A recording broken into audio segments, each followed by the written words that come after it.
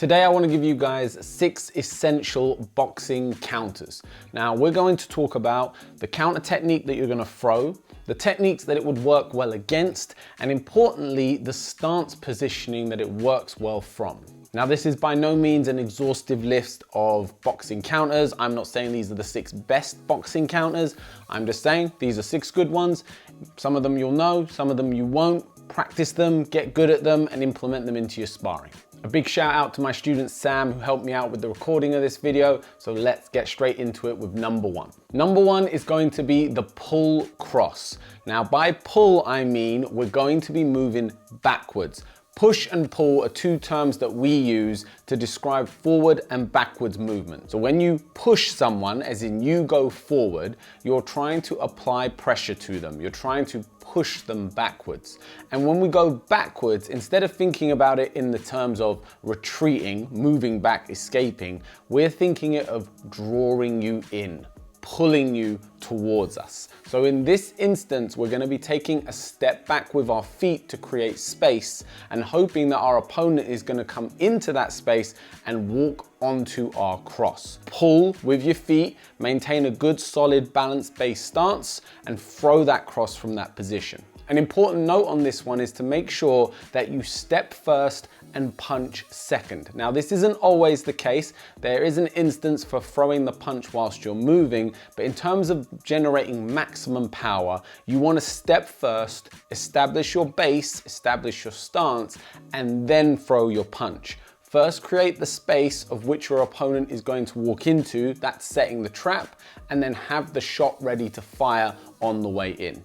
This would work from either a closed or open stance. Keep in mind that if you're doing it from an open stance, you want to try to get your lead foot outside of your opponent's or your partner's so that your cross goes straight down the pipe. Speaking about dealing with southpaws and fighting the outside stance position, let's do one with an outside slip. So this works particularly well if you're an orthodox fighter fighting a southpaw, or vice versa, you're a southpaw fighting an orthodox. I refer to this as an open stance, which means one of you is one of you is the other. If you were both orthodox or you were both southpaw, that would be a closed stance position. And what we're going to counter against is our opponent's lead hand jab. So as they throw the jab at us from the open stance, we're going to slip our head to the outside of that jab and throw our cross straight down the center. Now again, that front foot step is really important here, because what we don't want to be doing is aggressively leaning with our upper body and throwing off our center of balance. We want to step with that front foot so that we maintain a good balance and then throw that cross straight down the middle. Counter number 3, we're going to talk about the check hook. Check hook is a classic boxing counter and works really well against aggressive forward pushing opponents. And again, the beauty of this one is it works from a closed stance or an open stance, and really works from any attack that's coming your way as long as your opponent is aggressively coming towards you in a straight line. The idea of the check hook is as your opponent pushes forward, we're going to pivot off with our back foot and basically step ourselves off the train tracks. Think of your opponent as a locomotive. You're standing on the tracks and you're going to pivot yourself off of the track, replacing your body with your counter. We're always talking with counters about setting traps. So the trap is, here's my body or here's my head, come along and hit it on this line. Then you set the trap by stepping and pivoting off that line and replacing what they think is the target with your weapon, which is the hook. Now, you've got to be aware that depending on stance and depending on guard position, how high you're going to have to go with that hook, and depending on speed, how tight or how wide open you're going to throw the hook. You can throw a check hook super tight, meaning big tight angle in the elbow here, but that means your opponent's going to have got a lot closer to you. Or you can throw it at a wider angle from further away. The disadvantage of that is obviously you are throwing it earlier, which means maybe you won't get the level of commitment from your opponent as if you waited for them to get a little bit closer. Counter's all about the timing. Counter number 4, again, we're sticking with the hook, but this time we're going to do it off of a roll. Now, whilst you definitely can do this from either open or closed stance position, if you're countering your opponent's hook, as in they're throwing a hook at you, it's far more likely that this is going to work from an open stance. Because from an open stance, when they throw their lead hook, the direction that you would circle to get away from their punch, and then the same direction that you would go to throw your hook, as in to use that roll to generate more force, they complement each other. If you're in a closed stance and you try to do this, you would have to roll away from their punch, but it would also roll you in the opposite direction to the way that your hook would go. So you would lose some power in the shot. Again, doesn't mean you can't do it, also doesn't mean that you couldn't use a rear hook as a supplement for that closed stance position. But in this instance, we're going open stance. As the hook is thrown, we're gonna roll away. So take your body away from the punch, down, round, and up, and on the way up, we're gonna throw our own lead hook as our counter technique.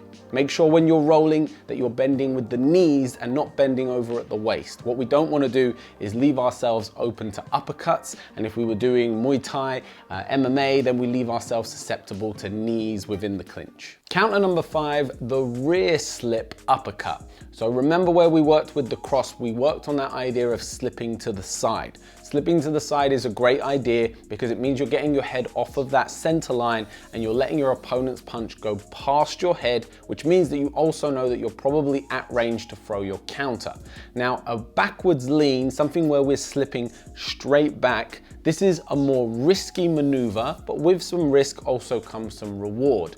What you do when you slip backwards is you can trick your opponent into overcommitting with their technique. If they believe that your head is remaining on that center line, they're more likely to continue to throw that punch, overcommit, and leave themselves open to counters. This is where uppercuts can be really, really useful. So if I slip back off of a straight punch, let's say a jab or a cross, and you overcommit with it, it means there's going to be an opening for me to find in between that guard. As that one arm is extended and that other one is at the guard, I'm going to be able to find a place to slip an uppercut up underneath. Now again, with this one, open stance, closed stance isn't really going to impact it because we're talking about everything being on that straight line. You can practice this both with your back arm or your lead arm, and you can throw variations on that uppercut. I got Sam to do this with a more classic uppercut straight from his guard position, but then also with a bolo uppercut where we're looping that uppercut round. Again, using that bolo technique to create more space and generate more momentum and power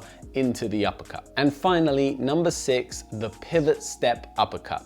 So for this one, we're actually specifically working from a closed stance. And what I'm trying to get Sam to do is step into the space within between my guard. Now, this is a bit of a high risk maneuver. Generally speaking, when we talk about slipping and creating angles, the safest bet is always to go outside of your opponent. So to the outside of their lead arm, to the back of their shoulder. This is because you're moving away from their power and you're moving away from the majority of their weapons.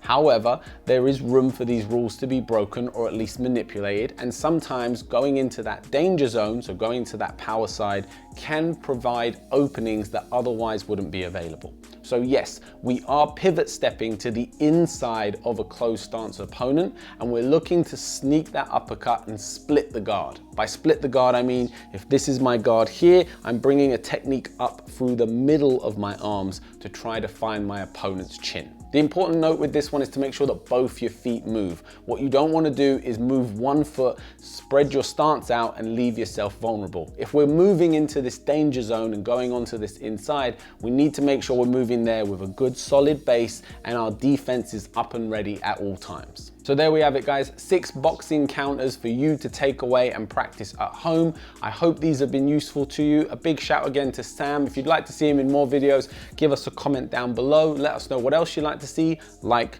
comment, subscribe, and I will see you on the next one.